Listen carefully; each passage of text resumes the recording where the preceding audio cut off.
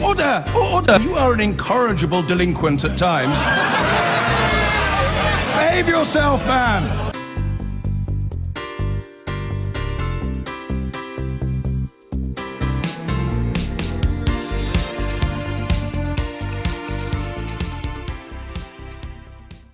Now, here's an image of the new politics in action. Two leaders, two women, meeting in Edinburgh to talk about leaving the EU. So did Theresa May bring anything to make Nicola Sturgeon less keen on an early referendum on Scottish independence? Looking from the outside, Nicola Sturgeon, it did look a different kind of body chemistry from the days when the old Etonians were coming up and you looked a little bit less easy with them. From the inside, did it feel different, this meeting?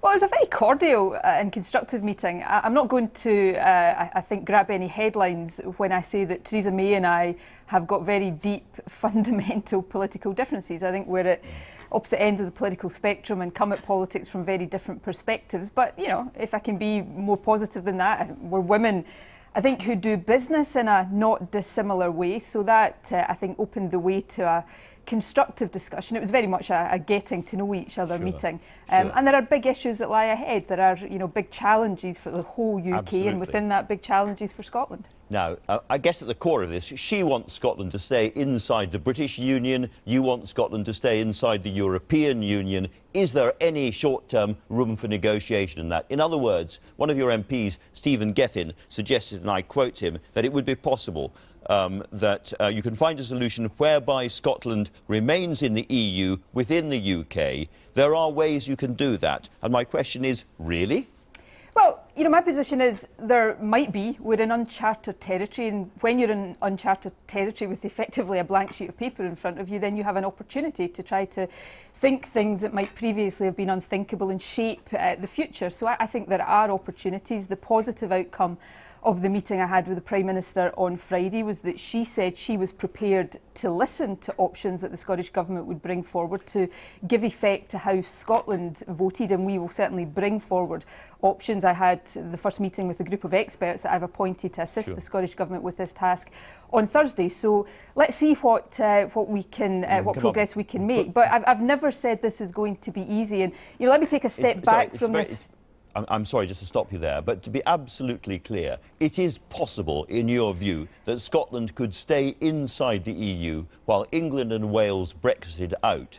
I don't think that should be ruled out at this early stage. I mean, we don't even know yet what relationship with the EU the UK is going to be seeking to achieve, which in itself is, as you say, rather incredible. But if I can take a step back from this and try to get away for a moment from abstract constitutional principles, important though they are, Brexit will be deeply damaging for jobs, for investment, for business, for our universities. Some of the damage to our universities is already starting to be felt. It will be damaging to all of our rights as citizens, our rights to travel, workers' rights. Now, Scotland didn't vote for any of those consequences. We voted by a significant margin to avoid those consequences and to stay in. So, well, but it's important because that gives me a mandate to seek to protect that relationship we have with the EU. That's what I'm going to try to do. If it's not possible to do that within the UK, then I've been very clear that, of course, the option of a second independence referendum is one that has to be on the table. Absolutely. And you, grabbing that mandate, you shot off to Brussels after the Brexit vote like a greyhound out of the trap, and you arrived there very, very fast. Now, I had always thought somehow it would be very, very difficult for Scotland to either stay in the EU or rejoin the EU before an independence referendum and the UK leaving the EU because of the Spanish problem. They're worried about the Catalans and so forth. But you have had conversations with Mr Verhofstadt and Mr Juncker and others. Do you think that there is a mood inside the EU to, as it were, put aside some of its own rules and act politically to keep Scotland inside? Yeah, I do think that mood is there, and what I encountered in Brussels was a warmth, an openness, a great sympathy to the position that Scotland finds itself in. Nobody was saying to me, and I certainly wasn't assuming that all of this would be easy and that there are not significant challenges along the way, but I certainly found an openness that, to be very frank about it, the Scottish Government has not found previously in Brussels and certainly didn't encounter during the 2014 referendum. So things have changed fundamentally. Fascinating, yes. And my job now is to do whatever I need to do to protect these vital interests of Scotland that I think are at stake. Last question. Theresa May said after your meeting that she wouldn't want to trigger Article 50 until all parts of the UK felt comfortable with that. which clearly includes you and Scotland. Does that mean that in some senses you have a veto now over when Article 50 will be triggered? Because until you're comfortable, if it's not going to be triggered, the negotiations don't start.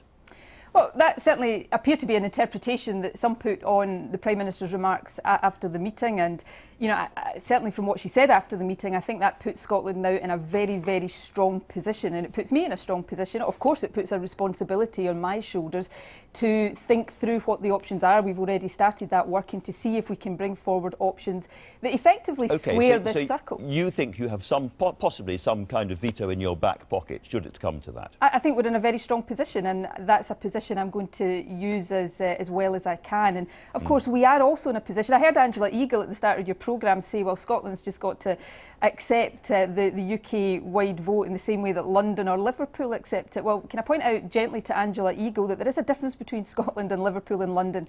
Scotland's not a region of the UK. Scotland is a nation. And if we cannot protect our interests within a UK that is going to be changing fundamentally, then that right of Scotland to consider the option of independence always has to be there. Now, of course, that in itself will bring challenges and decisions that we have to make, but that is an option that we have to have if that's what it takes to protect our position. Nicola Sturgeon, thanks very much indeed for talking to us today. Thank you.